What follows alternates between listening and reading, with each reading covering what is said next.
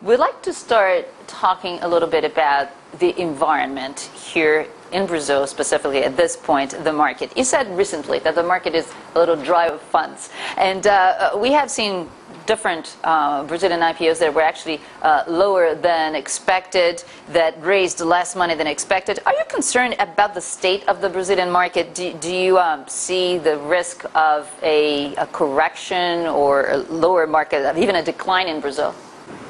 Not really. I see the economy continue to grow at a pace of 5% a year, and obviously there's special sectors that will grow more. Like I see housing.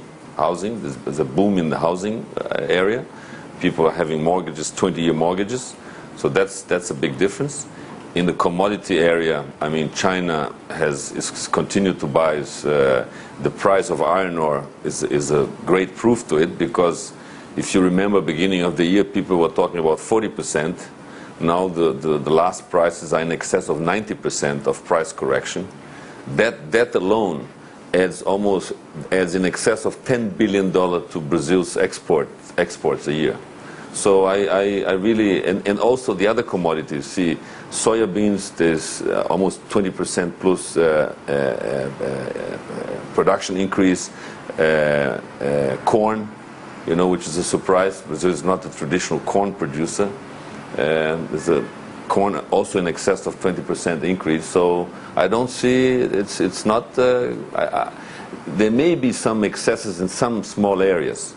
I don't follow all the companies in the market, but my specific areas, commodities and infrastructure, it's booming.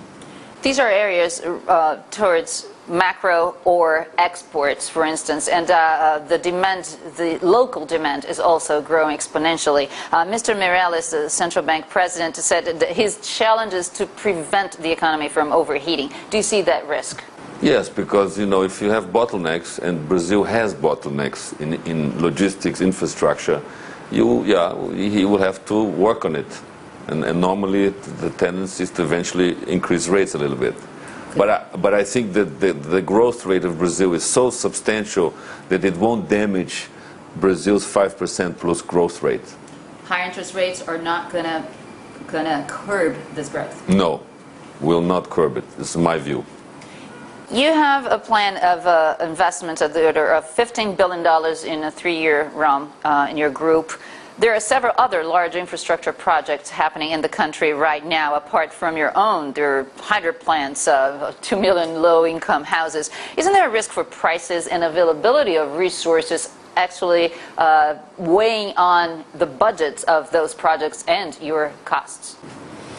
Yes, you mean on the capex of these projects? Yeah, possible. Yeah, in the last 5 years, I haven't seen a company coming in with 100% of what they had budgeted, because obviously we had a big recession a year and a half ago, that started a year and a half ago, and then before that there was a boom.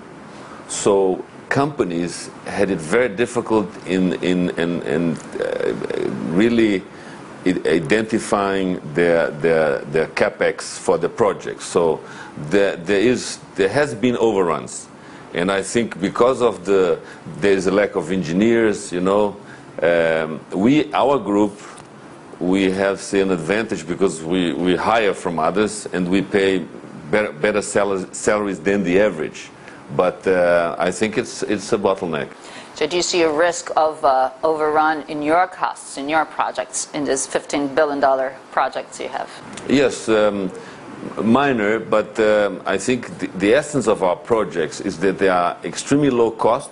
When we produce a unit of iron ore, an oil barrel, oil, $8 lifting cost oil, it really doesn't matter if you have a 10% higher capex, So because they are low cost and efficient projects, you can easily absorb these extra costs. It's when you have marginal projects that's a problem. I think the X group of companies, our culture has been one of being very efficient and possibly the lowest cost in the sector.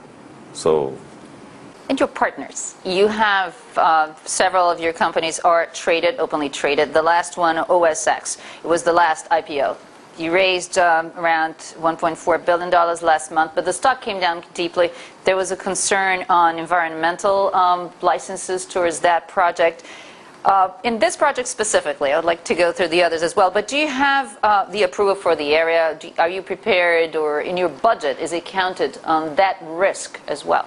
Yes, I mean, I think Brazil has all these different institutions, you know, public attorney offices, the environmental agencies, and they're extremely diligent. They keep questioning things, which I think is very healthy. You know, it's a check and balance process. And yes, we budgeted these things in. I think what is important to stress is that in the last 7 years, we have obtained 100 environmental licenses for very complex projects. This is a project that will employ more than 9,000 people. So imagine the local community, the government of Santa Catarina, and even the country, because we're going to be building probably the world's biggest and most efficient shipyard in the world. So, you know, we did send environmental, the Fatima, which is the agency for Santa Catarina. We took several members to visit Korea to see how you can deploy a clean shipyard. So that's important. So it has to continue, and we think it's a healthy process. And so those licenses you believe those licenses will be granted? Yes, they will be granted. Same way, as I said, 100 licenses in 7 years is a hell of a track record.